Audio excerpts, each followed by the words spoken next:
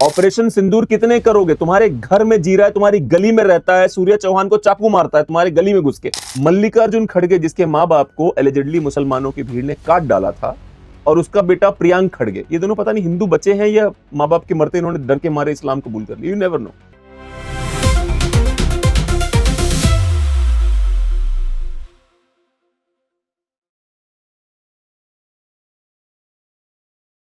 दोस्तों स्वागत है इक्वलिस पॉडकास्ट में।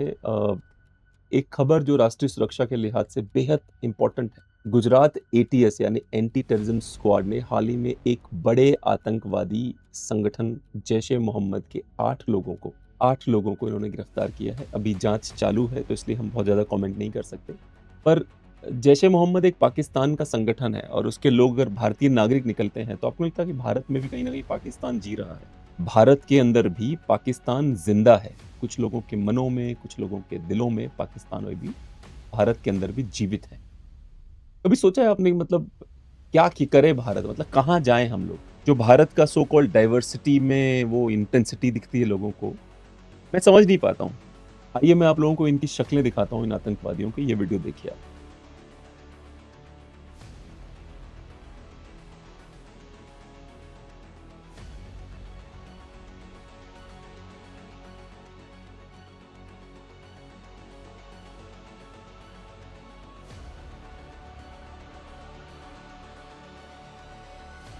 खड़े तो ऐसे हैं, ठीक है, ऐसा लग रहा है जैसे बहुत बड़ा अवार्ड जीत के आए हैं। आतंकवादी नहीं लग रहा है, ऐसा लग रहा है बहुत बड़ा अवार्ड जीत के आए हैं, इनको अवार्ड मिला है। मैं समझ नहीं पाता हूँ भारत कैसे जिए, भारत का जो हिंदू समाज है वो अपनी जिंदगी कैसे बिताए, मैं कभी समझ नहीं पा रहा। इनके मैं नाम बता देता हूँ जो लोग पकड़े गए हैं। अहमद अब्दुल्ला गजीवाला उर्फ अबू उबैदा, मतलब क्या नाम है चोद। इब्राहिम मोहम्मद हुसैन घाघा, और एक है मुदस्सिर अब्दुल गजीवाला, तीसरा है जकरिया दुरानी मोहम्मद अम्मार घाघा, मुफ्ती फौजान इस्माइल दोआ, मोहम्मद अमीन शेरा उर्फ पालनपुरी, पानीपुरी ना हुआ इसका नाम, मोहम्मद अब्दुल रहमान सावादी, बिलाल दुरानी मोहम्मद अमार घाघा। अब ये लोग, प्रॉब्लम पता है क्या है, इनका भी डीएनए टेस्ट कराओगे ना आप तो ये 100% इंडियन निकलेंगे। और बड़ी बात नहीं है, इंडियन में भी अर्जाल निकले ये लोग, समझ रहे हो ना। पर इनके नाम आप सुनोगे आपको लगेगा भैया ये तो बिल्कुल अशरफ से भी 10 गुना ऊपर चले गए हैं। बनासकांठा, पाटन और नवसारी जिलों के ये लोग रहने वाले हैं। मध्य प्रदेश के देवास से एक को उठाया गया है, 3 को सिद्धपुर चिखली के मदरसों से, जामिया अब्दुल हसन मदरसा है। एटीएस ने 3 जुलाई 2026 के आसपास इन सबको गिरफ्तार किया गया है। एक मॉड्यूल था पूरा, 6 महीनों से ज्यादा समय से ये मॉड्यूल सक्रिय था। सोशल मीडिया, डिजिटल प्लेटफॉर्म का इस्तेमाल करके दूसरों को रेडिकलाइज कर रहे थे। बाय द वे आपको बता दूं, भारत और पाकिस्तान के मुसलमानों का जो रेडिकलाइज मुसलमानों का ग्रुप है वो व्हाट्सएप ग्रुप चलता है। 5-5, 10-10 हजार लोग हैं उस ग्रुप पे, और वो लोग क्या करते थे, मैं वीडियो बना रहा हूँ तो मेरा डाल देंगे फोटो कि इसको ठिकाने लगाओ। सलीम वास्ती को इसी तरह के व्हाट्सएप ग्रुप में डाला गया था, इसको ठिकाने लगाओ टाइप का नहीं होता। भारत क्या करे, भारत का सनातनी हिंदू कहां जाए, कब तक बर्दाश्त करे भारत का सनातनी हिंदू, मैं आपसे पूछता हूं, क्योंकि ये सिलसिला रुकने वाला नहीं है। लोग कहते हैं कि रिलीजन ऑफ पीस है, शांति है, ये शांति है, ये है रिलीजन ऑफ पीस। जब देखो तब आतंकवादी भारत से लेके, बांग्लादेश से लेके, पाकिस्तान से लेके, मिडिल ईस्ट के जॉर्डन तक, गाजा तक, अमेरिका तक, यूरोप तक एक ही रिलीजन के पाए जाते हैं। फिर भी बोला जाता है बात मत करो इसके बारे में वरना इस्लामोफोबिया फैल जाएगा देश में। सच मत बोलो, इस्लामोफोबिया फैल जाएगा। इन सबके शक्लों पर पाप बरस रहा है, लानत बरस रही है इन सबके शक्लों पर बाय द वे अगर मैं आपको बताऊं तो जो मुसलमान है, जो नॉर्मल मुसलमान, जिसको आप अच्छा मुसलमान कहते हैं, उसको आप ये वीडियो दिखा, पता है आपको क्या बोलेगा वो? अरे फंसा रही है सरकार, अच्छे लोग हैं इन्होंने कुछ नहीं किया, बेचारे युवा लोग हैं। अब तो पहले तो भटके हुए युवा, अब तो भटके हुए भी नहीं, अब तो सरकार जबरदस्ती उठा के ला रही। मतलब गुजरात एटीएस का एक दिन दिमाग खराब होता है, ना कोई चुनाव है, ना कोई पंचायत चुनाव है, ना कुछ नहीं, एक पुलिस के एटीएस की टीम ने मेहनत करके 8 हिजड़े लुकिंग लोगों को उठा लिया कि भैया आतंकवाद की साजिश कर रहे थे, है ना, उठा लिया उनको। तो अब क्या है, अब एक पूरा का पूरा इकोसिस्टम आएगा और बोलने लग जाएगा कि नहीं, ये तो पहले तो होता था कि भटके हुए हैं युवा, अब होता है भटके हुए भी नहीं है। अब तो प्यारे प्यारे से युवा, इनको जबरदस्ती फंसाया जा रहा है, मोदी शाह फंसा रहे हैं युवाओं को, रेडिकलाइज कर रहे हैं। मेरा सवाल वही कि मैं हमेशा समझ में नहीं आता कि मतलब कब तक बर्दाश्त करेगा भारत का हिंदू। प्रोपेगेंडा फाइल्स, किताबें, 3 लाख रुपए कैश, ये सब मिला है उनके पास। एटीएस की टीमों ने बनासकांठा, मेहसाणा, पाटन, नवसारी और देवास में एक साथ छापेमारी की। शुरुआत में अहमद और इब्राहिम को मेहसाणा से बनासकांठा हाईवे के पास रोका गया। उनके बयान के आधार पर बाकी गिरफ्तारी। बयान क्यों दिया भाई तूने? तू तो मुसल्लम ईमान था, तूने बयान क्यों दिया? मर जाता बयान देने से पहले। ये बड़ा ही सिलेक्टिव ड्रामा है। सिलेक्टिविज्म नहीं होती कि मैं यहाँ पे बहुत कट्टर हूं और यहाँ पे मैं झट्टर हूं। ये क्या तरीका है भाई? मर जाता, नहीं बताता। पाकिस्तान के हैंडलर्स का भी नाम आया। एक का नाम, पाकिस्तान के हैंडलर का नाम अब्दुल्ला है, दूसरे का नाम मोहम्मद ओमर है।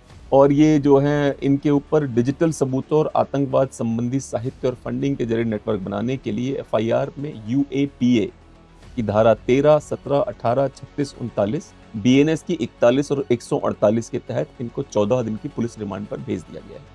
अब कुछ लोग मेरे को बोलेंगे कि भाई अभी तक सिद्ध कहाँ हुआ कि आतंकवादी है। ठीक है, नहीं सिद्ध हुआ आतंकवादी है, पर इनके नामों में जो शब्दों का प्रयोग किया गया वो किस रिलीजन से आए वो तो देखो आप।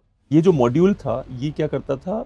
गुजरात के युवाओं को भर्ती करके लॉजिस्टिकल सपोर्ट के लिए तैयार कर रहा था। मतलब बंदूक अगर आती है पाकिस्तान से या ग्रेनेड आता है, उसको छुपाना कैसे है। मतलब ये गुजराती में अपना प्रोपेगेंडा फैला रहे थे। जैशे मोहम्मद का फोकस हमेशा कश्मीर और भारत के अन्य हिस्सों में स्लीपर सेल्स बनाने पर रहता, तो ये स्लीपर सेल बन रहे थे।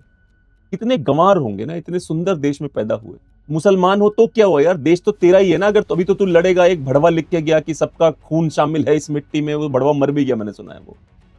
ये हिंदुस्तान किसी के बाप का थोड़ा, किसी के बाप का नहीं, तो के वापस आए, समझाएं इन लड़कों को कि मत करो ऐसी हरकतें अगर तुम्हारे बाप का हिंदुस्तान तो, वरना मैं बोलूंगा मेरे बाप का है। फिर systematic radicalisation, funding, cross border links, local support का नेटवर्क। जैसे मोहम्मद का मसूद अजहर यही कर रहा है, यही कर रहा है वो। कितना करोगे ऑपरेशन सिंदूर? घर में जी रहा है तुम्हारे। ऑपरेशन सिंदूर कितने करोगे? तुम्हारे घर में जी रहा है, तुम्हारी गली में रहता है, सूर्य चौहान को चाकू मारता है तुम्हारी गली में घुस के। कब तक लड़ोगे? कोई डिटरमिन्ड है उसको नहीं रहना इस देश में, वो कहता है ईरान में मैं रह, हम तो ईरान के लोग हैं, यहाँ तो रहते हैं बस खाली। किससे लड़ोगे आप लोग? किससे लड़ोगे? कोई कहता है मैं सऊदी मेरा देश है, मैं तो यहाँ रह रहा हूँ किराए पे भारत में। कोई कहता है ये धरती ही किराए पे है, असली जन्नत तो वहां 72 हूर और उनकी बूर ऊपर वेट कर रही है हमारा। कोई ऐसे कह रहा है। किससे लड़ोगे आप अगर आप सनातनी होते? मेरा भारत सरकार से बहुत सिंपल सी कुछ डिमांड्स है भैया। सोशल मीडिया पे नजर रखो, मदरसों पे नजर रखो, बॉर्डर स्टेट्स पे बहुत जबरदस्त नजर रखो, और मेन स्ट्रीम जो मुसलमान रेडिकलाइज हो रहा है उसको मेक श्योर करो कि भाई वो रेडिकलाइज ना हो। गुजरात एटीएस को बहुत बहुत साधुवाद कि उन्होंने इतने बड़े खतरे को टाला है। एक अभी डॉक्टर गिरफ्तार हुआ है जो बच्चों का फेवरेट हुआ करता था, पर वो उसी मॉड्यूल में दिल्ली बॉम्ब ब्लास्ट के केस में गिरफ्तार हुआ है। अब प्रॉब्लम पता है कि अभी तुम जामिया मिल्लिया चले जाओ, जामिया नगर चले जाओ, या तुम मंगोलपुरी चले जाओ, खोड़ा चले जाओ जहां मुल्ले ज्यादा रहते हैं, जाके बोलो उनके बीच में कि भाई ये मतलब ऐसे ऐसे हुआ है। पता है आपको क्या बोलेंगे? सब फंसाया जा रहा है, ऐसा हो ही नहीं सकता। उन्हीं के बीच से उनको मालूम होता है ये बंदा बम मारने जा रहा है, उनको मालूम होता है ये बंदा बम लगाने जा रहा है, मुंह पे झूठ बोल देंगे, आप झूठ बोल के निकल जाएंगे, फटाफट झूठ बोल के निकल जाएंगे। आपको लगता है ये लोग शांति चाहते हैं? आपको लगता है ये शांति से रहेंगे और आपको रहने देंगे? आप किस बुगालते में जी रहे हो? आप कर्नाटका की सरकार को देखो। आप कर्नाटका की सरकार, मतलब एक तो करेला, ऊपर से नीम चढ़ा। जो लोग रेडिकलाइज हो रहे हैं उनको ये बोलने की बजाय कि यार गलत काम मत करो, ढंग से रहो, वरना कानून का डंडा है। यही होना चाहिए ना समाधान। समझ, जैसे मान लो पिता है कोई, 2 बच्चे हैं, एक हरामी है एक अच्छा है, तो हरामी बच्चे को बोले ना कि ढंग से रह ले। यहाँ क्या हो रहा है? यहाँ पिता भी कुछ नहीं बोलता और एक उसका कांग्रेस पार्टी नाम का चाचा जो बोलता है बहुत बढ़िया बेटा तू बम फोड़ दे हम तेरे को बचा लेंगे। समाजवादी पार्टी है, कहती तू बम फोड़ दे हम तेरे को बचा लेंगे। एलिजेडली क्या तेल लेने का। कर्नाटका सरकार में एक अलंद जहां पे दंगा हुआ था, मुसलमानों की भीड़ ने पुलिस थाने को घेर के 12 पुलिसकर्मियों को गंभीर रूप से घायल कर दिया था। उनके ऊपर 52 अपराध थे, जिसमें दंगाई एक समुदाय विशेष है, उनके ऊपर मुकदमा चल रहा था। लेकिन इस मुकदमे को वापस कराने के लिए मल्लिकार्जुन खड़गे, जिसके माँ बाप को एलिजेडली मुसलमानों की भीड़ ने काट डाला था, और उसका बेटा प्रियांक खड़गे, ये दोनों पता नहीं हिंदू बचे हैं या माँ बाप के मरते इन्होंने डर के मारे इस्लाम कबूल कर लिया, यू नेवर नो। अब मल्लिकार्जुन खड़गे के अगर माँ बाप को मुसलमानों ने मार डाला, उसके बाद बताओ उनके दंगे के केसेस वापस करवाने में सबसे ऊपर इसका नाम है, तो इसके बेटे का नाम है। ऐसे एलिगेशंस लग रहे हैं। इन्हीं के आदेश से मुकदमा वापस लिया गया है। कर्नाटक हाई कोर्ट ने इस मुकदमा वापस करने की एक्टिविटी को रोक दिया, और यह भी चिंता जताई कि अगर इस प्रकार से अपराधियों को क्रिमिनल केसेस बार बार आप वापस लेंगे तो संविधान की हत्या कर रहे हो आप। ऐसा कर्नाटक हाई कोर्ट में इस तरह के डिस्कशन हो रहे हैं। यही काम अखिलेश यादव करते थे उत्तर प्रदेश में। संकट मोचन मंदिर में ब्लास्ट में, 5 ट्रेनों में ब्लास्ट में, 12 शहरों में सीरियल ब्लास्ट करने वाले 80 से ज्यादा हिंदुओं को मारने वाले 23 आतंकियों से मुकदमा वापस लेने का आदेश दे दिया गया था। मैं दोबारा कहता हूं हिंदुओं से, क्या आप समाजवादी पार्टी को वोट डालो उत्तर प्रदेश में? डालना, मैं मना नहीं करूंगा, फिर तैयार रहना। ट्रेन में तुम्हारा बाप, तुम्हारा भाई, तुम्हारी बहन चलेगी तो तैयार रहना उनके साथ क्या होगा। जो होगा वो दिखेगा तुम्हें। जब तुम्हारी बहन को रेप किया जाएगा तो उसके खिलाफ मुकदमा नहीं लिखा जाएगा।